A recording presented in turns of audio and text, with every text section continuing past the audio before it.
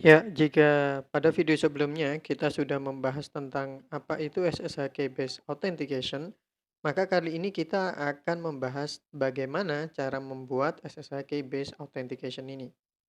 Nah, membuat kunci autentikasi ini tahapannya adalah yang pertama nanti kita akan membuat dua key yaitu private key dan public key. Secara default, private key akan disimpan di /home/user.ssh/id_rsa. Kemudian kalau public key disimpan di /home/user/.ssh/id_rsa.pub. Nah, key bisa diberi password dan juga tidak diberi password. Jadi dengan adanya password, maka membuat yang memiliki file private key tidak bisa mengakses.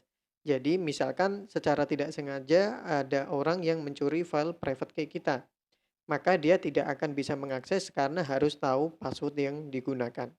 Tapi apabila tidak kita isi, maka sifatnya dia tidak ada password, sehingga siapapun orang yang memiliki private key kita bisa menggunakannya untuk autentikasi ke SSH server.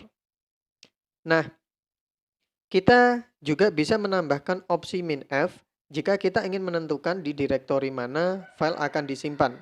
Karena jika tidak kita tambahkan opsi minf, maka disimpan di defaultnya yaitu sesuai yang ada di atas, yaitu di /home/user.ssh/idrsa dan /id_rsa.pub. Nah, langsung saja kita konfigurasi. Asumsinya di sini Asumsinya di sini kita sudah bisa koneksi ke SSH servernya, kita ping dulu. Nah, sudah replay. Berikutnya kita akan coba buat SSH/keygen. Nah, di sini kalau tidak saya tentukan tempatnya, maka dia akan kita enter itu akan disimpan secara default di /home/very.ssh/id_rsa. Ini untuk membuat file di private key-nya. Oke, ini sudah pernah bikin ya. No, bentar. Oke, saya lanjutkan. Jadi karena di laptop saya itu sudah ada kayanya dan itu cukup aman dan cukup private buat saya, maka kali ini percobaannya kita akan asumsinya punya dua OS ya. Yang satunya adalah Red Hat servernya, yang satunya adalah Red Hat client-nya. Nah, walaupun di sini saya pakai CentOS itu sama saja. Nah, asumsinya sekarang saya login di CentOS client ini, yaitu yang ada di sebelah kiri. Dan sedangkan di sebelah kanan, saya akan akses ke SSH ke servernya ya, yaitu ke server. Nah, ini tulisannya RHSA3 localhost, di sini RHSA3 client. Nah, mungkin saya ganti dulu host name CTL, localhostnya saya ganti server saja. Hostname CTL set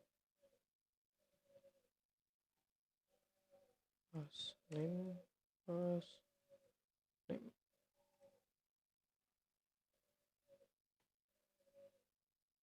Hmm,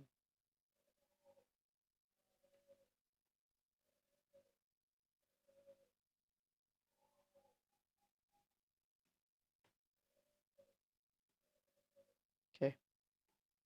Nah, sekarang asumsinya kita akan bikin key di sini yaitu SSH/keygen. Nah, di sini kalau tidak kita tentukan apa-apa, maka dia private key-nya akan disimpan di ID RSA ini. Kita enter saja kalau kita ingin sesuai tempatnya default. Nah, maka dia akan membuat directory di home user/.ssh. Nah, ini yang dimaksud enterprise press. Artinya kalau kita tidak isikan, maka ini tidak di password. Nah, kita asumsikan yang pertama ini kita tidak melakukan penambahan password di sini. Nah, karena kita kosongi jadi kita enter lagi. Nah, maka di sini sudah jadi dan kita ketahui di sini ada di home rsa3.ssh. Kita coba ls di /home. Oh, sorry. ls kita bisa pakai tilde ya. Tilde dot ssh.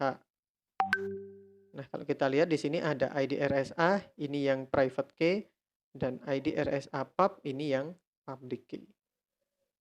Nah, jika kita menginginkan membuatnya di direktori tertentu, misalkan minf, kita bisa .ssh, misalkan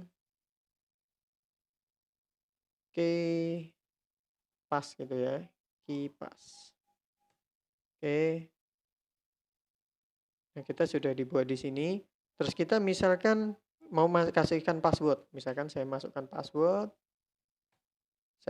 password lagi. Di situ tidak tampil tapi saya sudah masukkan password.